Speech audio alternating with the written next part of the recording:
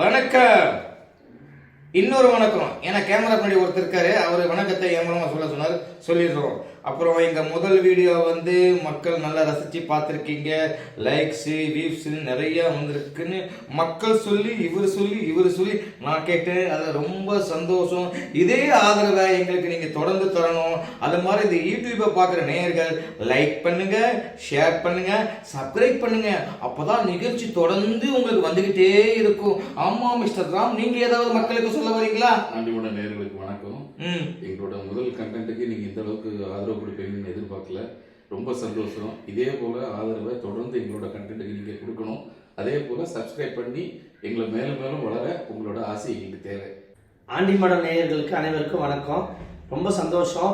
எங்களுக்கு ஆயிரக்கணக்கான likes viewers எல்லாம் கொடுத்ததுக்கு உங்க ஆதரவுக்கு மிக்க நன்றி. சரி, நிகழ்ச்சியை ஆரம்பிக்கிறதுக்கு முன்னாடி ஒரு பாட்டோட நிகழ்ச்சியை ஆரம்பிப்போமா? பழைய பாடல் நீங்களாம் கேட்டிருப்பீங்க, ரசிச்சிருப்பீங்க.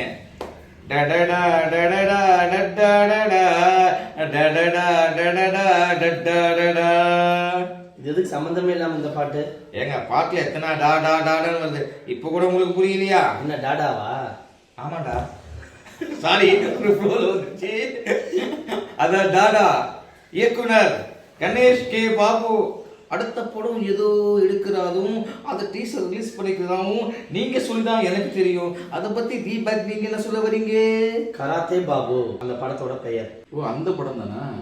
படு வைரலா போயிட்டு இருக்காம அந்த படத்தோட டீசர். அது என்னதான் இருக்கு அப்படி அந்த டீசர்ல? ஜெயம் ரவி நடிச்சிருக்காரு. மன்னிக்கணும், அப்போ ஜெயம் ரவி, இப்போ ரவி மோகன். அந்த பேர்லயே நீங்க அவரை சொல்லணும். ரவி மோகன். இது ஒரு கம்பேக் படமா இருக்கும்னு நான் நினைக்கிறேன். வெற்றி இயக்குனர், டாடா இயக்குனர். அவரோட டீசர் அரசியல் சட்டசபை சம்பந்தமான டீசர் தான் விட்டுருக்காரு. மிகப்பெரிய வைரல். இது வரைக்கும் ரவிமோகனோட இதில் இந்த பல தோல்விகளுக்கு அப்புறம் அவர் எப்பயுமே தோல்வின்னு சொல்லாதீங்க, வெற்றி வாய்ப்பு இழந்திருக்காரு. பல படங்களை வெற்றி வாய்ப்பு இழந்திருக்காருன்னு சொல்லுங்க, தோல்வி கிடையாது. இப்போ அந்த வெற்றி வாய்ப்பு அவர் அருகில நம்ம டாடா இயக்குனர் மூலமா வருதுன்னு சொல்ல வரீங்க, அதானே? கண்டிப்பா. இதுல இன்னொரு விஷயம் என்னன்னா, இன்னைக்கு இருக்கிற சூழலுக்கு இளைய தளபதி அவர்கள் அரசியலுக்கு வந்திருக்காரு. இருக்குங்க. படம் கராத்தே பாபு, ஹீரோ ரவி மோகன், அவரை பத்தி பேசிட்டு இருக்கோம். சம்பந்தம் இல்லாம இளைய தளபதி அவரே இந்த படத்துக்குள்ள இருக்கிறீங்க. ஒரு விஷயம் இருக்கு, சொல்லுங்க பாப்போம். இந்த படத்தோட டீசர் ரவி மோகனுக்கு இவ்வளவு பெரிய ரீச் கொடுத்துருக்கு. இது எல்லாருக்கும் தெரிஞ்ச விஷயம். இளைய தளபதி அவர்கள் கட்சி ஆரம்பிச்சு எல்லாருக்கும் தெரியும். அவர் இந்த படத்துல நடிச்சிருந்தால் ஒரு வேளை மிகப்பெரிய ரீச் வந்திருக்குன்னு நான் சொல்ல வரேன். இன்னொன்னு நான் ஏன் கூறுறேன்னா, அந்த சட்டசபை அந்த டீசரில் பார்த்தீங்கன்னா ரவி மோகன் ஒரு ஒரு சேர் உட்கார காட்சி ஒன்று இருக்குது. அதில் கொடி இருக்கும், கட்சி கொடி. அந்த கட்சி கொடி சில விஷயங்கள் தான் மாற்றமாக இருக்குது. நீங்கள் இளைய தளபதி டிவிகே கொடிக்கும் அந்த கொடிக்கும் கொஞ்சம் சிங்க் இருக்குது. அதாவது என்ன சொல்ல வரீங்கன்னா, இந்த கராத்தே பாபு படத்துல நம்ம இளைய தளபதி விஜய் நடித்திருந்தால், இப்போ அவர் கட்சியை ஆரம்பிச்சதுக்கும் இந்த படத்துல நடிச்சு அவர் வந்திருந்தால் அதுக்கு இதுக்கு சிங்க் ஆகி எதிர்காலத்துல ஒரு புதிய புரட்சி, ஒரு புதிய வரலாறு படைக்கப்படும் சொல்ல வரீங்களா? மேபி அப்படி இருக்கலாம். இன்னொரு விஷயம், இந்த படம் ஒரு தொகுதி பத்தி கதை, ஒரு அமைச்சரோட வரலாறுன்னு கூட சொல்லப்படுது. இதனால கூட அவர் இந்த படத்தை பற்றி அவர் நடிக்காம போயிருக்கலாம். இன்னொன்று, இயக்குனர் அவரை முயற்சி பண்ணாராங்கிறது நமக்கு தெரியாது. ஒருவேளை அவர் அணுகியிருந்தால், இந்த கதையை கேட்டு இருந்தால், கதையை ஏற்றுக்கொண்டு நடிச்சிருக்கலாம், இல்லாமல் இருந்திருக்கலாம். ஆனால் நான் என்ன சொல்ல வரேன்னா, இந்த டீசரை பார்க்கும்போது இளைய தளபதி அவர்கள் இந்த மாதிரி இந்த ஃபார்மில் பண்ணியிருந்தாருன்னா மிகப்பெரிய லெவலில் ரீச் ஆகிருக்கும் இன்னைக்கு இருக்க ட்ரெண்டுக்குங்கிறது நான் சொல்ல வரேன். இன்னொன்று, படம் பார்த்தீங்கன்னா இளைய தளபதிகள் தனக்கென்ற ஒரு வரலாறு படைப்பாருங்கிறத நான் சொல்ல வரேன். அடுத்தவங்க வரலாறுல நடிச்சு அவர் இது ஒரு ஆர்கே நகர் தொகுதியோட கதை. இந்த ஆர்கே நகரு, குக்கரு, விசிலு, 20 ரூபா இந்த அரசியல் பேச்செல்லாம் நமக்கு வேணாம். கராத்தே பாபு சினிமா, அதை மட்டும் பேசுங்க. அதுதாங்க சொல்ல வரேன். கராத்தே பாபு ஆர்கே நகர் தொகுதிங்க. ஓ சரி சரி, அதனாலதான் சொல்ல வரேன். ஆர்கே நகர் தொகுதி இந்த மாதிரி ஒரு தொகுதி சாய்ந்த படம் அது கராத்தே பாபு. இது எல்லாருக்குமே தெரியும், டீசர் பார்த்தா தெரியும். சோ அதனால நான் சொல்ல வரேன், இளைய தளபதி அவர்கள் தனக்கென்று ஒரு வரலாறு படைப்பாரு 2026ல.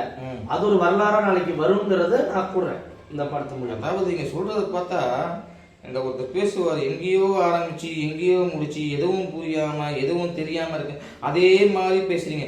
இந்த படத்துல இவர் நடிச்சிருக்கலாம், இவர் நடிக்காம இருந்திருக்கலாம், இவர் அணுகியிருக்கலாம், இவர் அணுகாம இருக்கலாம், அவர் இந்த படத்துல நடிச்சிருக்கலாம். இதெல்லாம் யாரு உங்க யூகமா இல்ல டைரக்டரோட பாயிண்ட் ஆஃப் வியூல நீங்க பேசுறீங்களா? ஏன் வியூகம் மட்டும் இல்லைங்க, சில இன்ஸ்டாகிராம்ல நீங்களாம் பாத்தீங்கன்னா தெரியும், இந்த டீசருக்கு இது வந்து இளைய தளபதி பண்ணியிருந்தா நல்லா இருந்திருக்கும் இன்னைக்கு இருக்க சூழலுக்கு.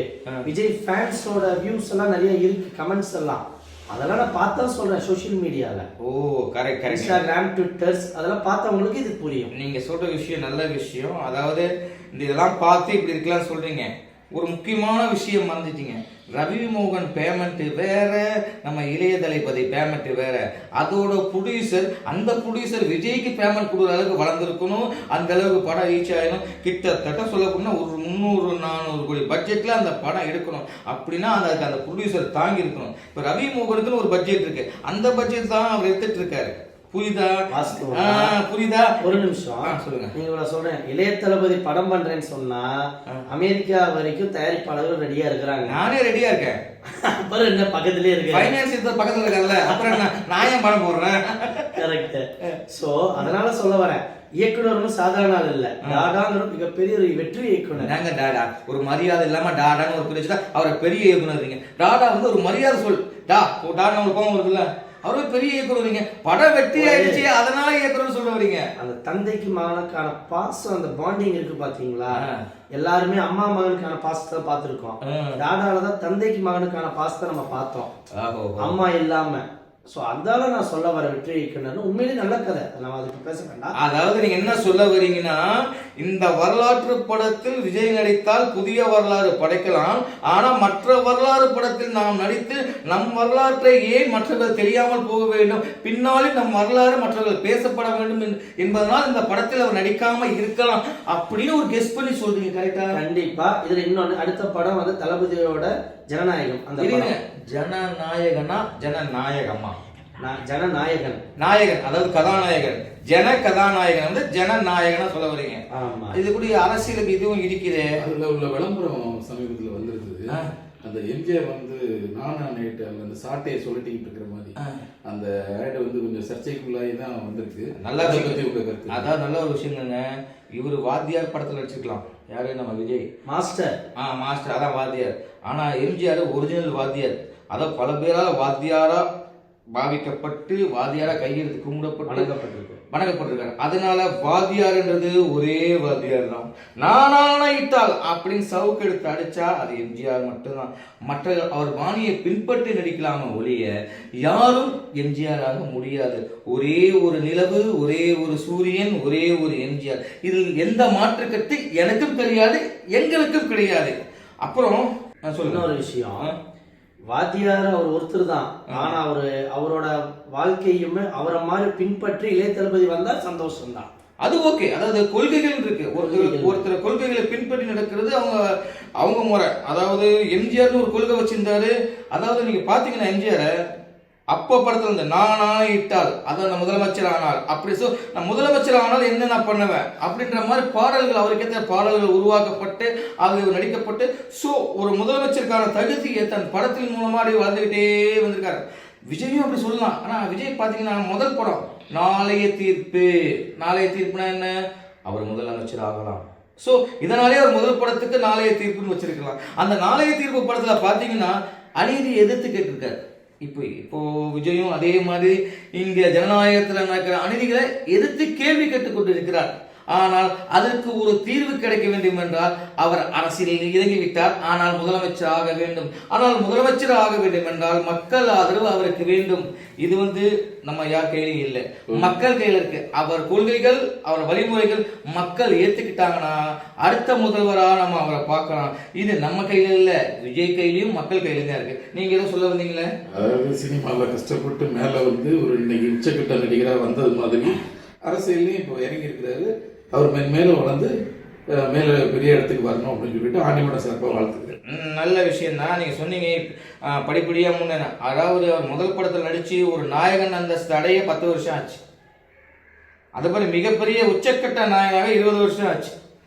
ஒரு சாதாரண திரைப்படத்திலேயே நாயகன் உச்சநாயகன் ஆகத்துக்கு 20-25 வருஷம் ஆயிருக்கு. இது அரசியல். இந்த அரசியல்ல இப்பதான் இவர் பிள்ளையார் சொல்லியே போட்டிருக்காரு. ஆனா இந்த பிள்ளையார் சொல்லி 2026ல வெற்றி பெறுமா? மக்கள் ஆதரவு இருக்குமா? இது எங்களுக்கு தெரியாது, மக்களாகிய உங்களுக்கும் விஜய்க்கு தான் தெரியாது. ஆண்டிமடம் சார்பாக இளைய தளபதிக்கு சிறிய வேண்டுகோள். இதுவரை மக்கள் உங்களை பார்ப்பதற்கு திரையரங்குக்கு வந்தார்கள். இனி மக்களை சந்திக்க நீங்கள் திரையிறங்கி வர வேண்டும். அப்போதுதான் அரியணை ஏற தங்களுக்கு அதிக வாய்ப்புள்ளது. திரையில் உச்சம் தொட்ட நீங்கள் அரசியலில் உச்சம் தொட எங்கள் ஆண்டிமடம் சார்பாக இனிய வாழ்த்துக்களை தெரிவித்துக் கொள்கிறோம். அடுத்த வீடியோவில் உங்களை சந்திக்கும் வரை உங்களிடமிருந்து விடைபெறுவது உங்கள் AK உசைன். ராம், தீபக் ராஜா. லைக் பண்ணுங்க, சப்ஸ்கிரைப் பண்ணுங்க, ஷேர் பண்ணுங்க.